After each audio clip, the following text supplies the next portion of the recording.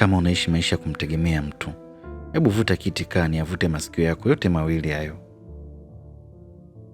Kwenye maisha pambana sana, maana vya kupewa mara nyingi vinaambatana na dharau.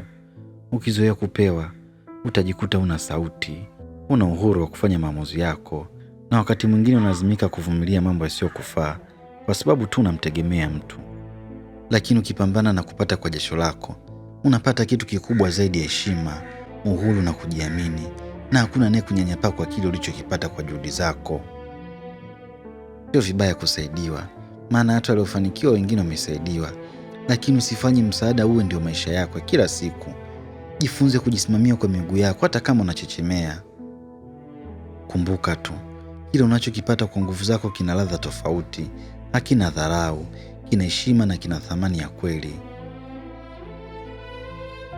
Ukipata nafasi ya kusali, muombe Mungu wako akujalie uwezo wa kujihudumia mwenyewe, maana siku hizo wanaotusaidia wakati mwingine wanatutangaza. Narudia tena, sio vibaya kusaidiwa, lakini kujitegemea kunakupa heshima, uhuru na amani ya moyo. Unapoweza kujisimamia, upungukiwi na heshima yako mbele ya watu, wala ulazimiki kuvumilia mambo yasiyokufaa kwa sababu ya msaada.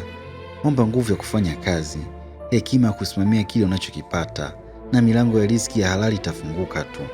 Maana msaada mzuri ni ule unaokuwezesha kusimama kwa miguu yako wewe mwenyewe, sio kufanya umtegemee mtu daima na milele. Na wakumbusha tu, kujitegemea ni heshima na baraka kubwa, na ni ile inayokuwezesha usinyooshe mikono yako kila siku. Chukua hatua mapema.